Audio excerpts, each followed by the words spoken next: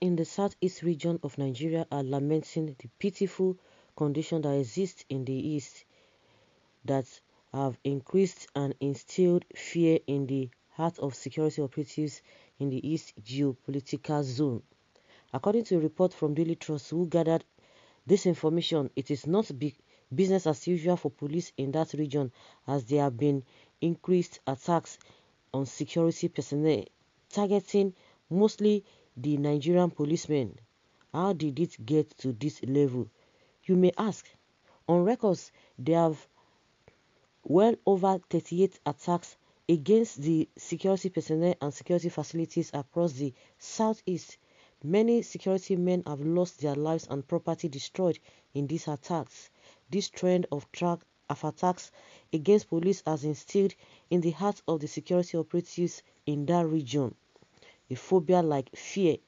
It is psychological, and the police have fearfully chosen to remain anonymous or neglect their duties, as some of these roadblocks, checkpoints are nowhere to be found.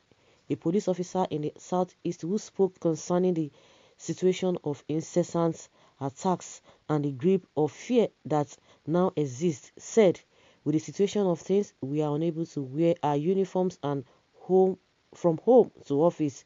We are no longer being posted to man road checkpoints.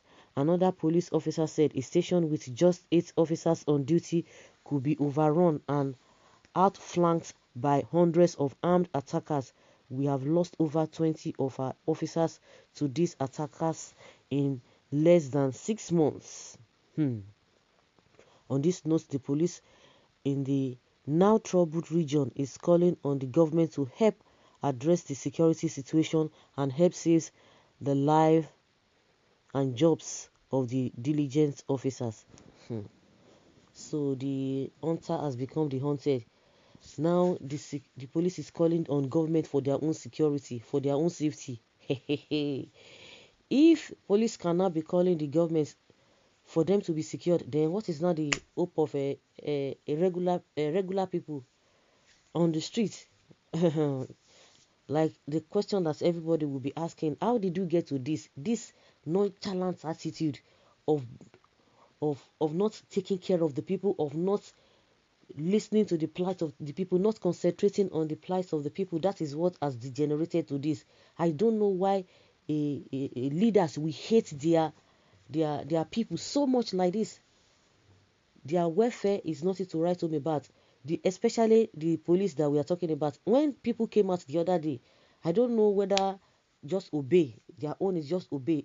Does it mean there's nothing there's nothing like adding common sense to this kind of a thing? Adding common sense. They will tell you go and do this, go and do this. When people came out as a result of people trying to look beyond the reason why you guys are even bitter in the first place. That was when end protest came about.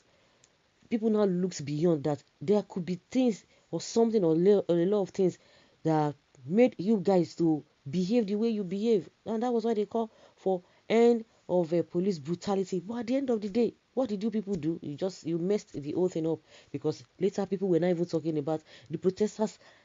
Then we're talking about your welfare, that you are not well paid, and those were the things that they told government. Up to today, have they been able to do it?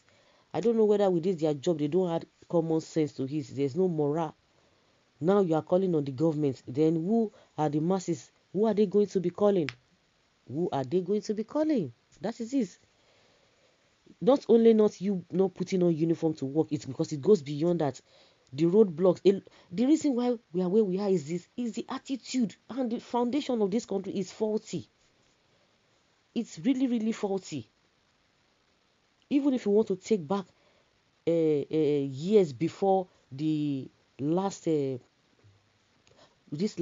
democracy that we found ourselves, because there was a democracy has been distorted over the years, but since 1999 the foundation of this democracy is faulty again.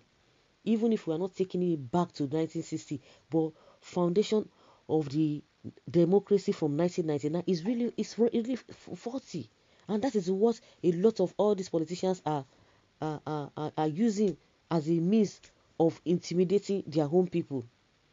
Things are not working Check the police barracks. You're even talking about your safety, which is more important, but your welfare as well.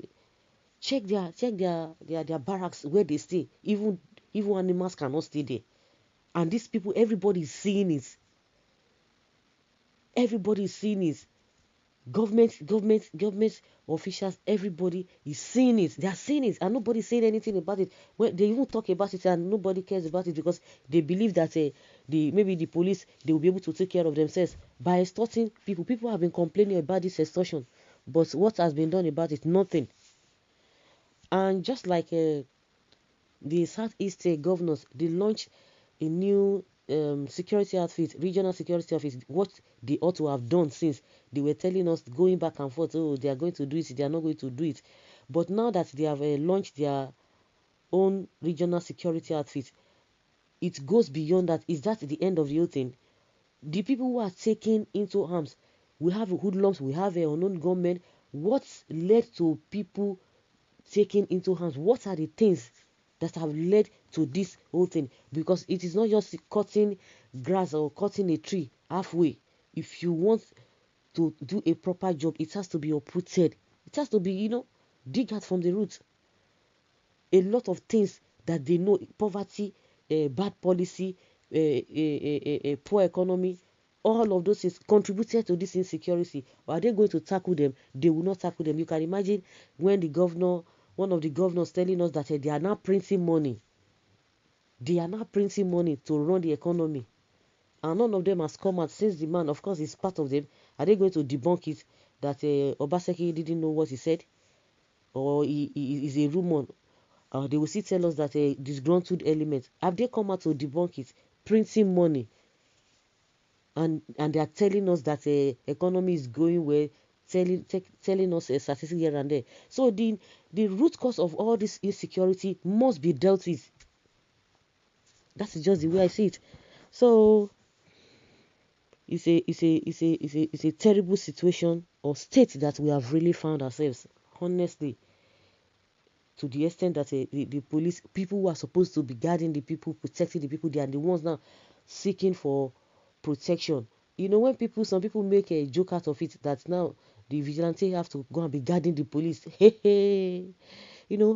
People said it has gotten to that level that the vigilante people have to gather themselves to go and be guiding the police stations.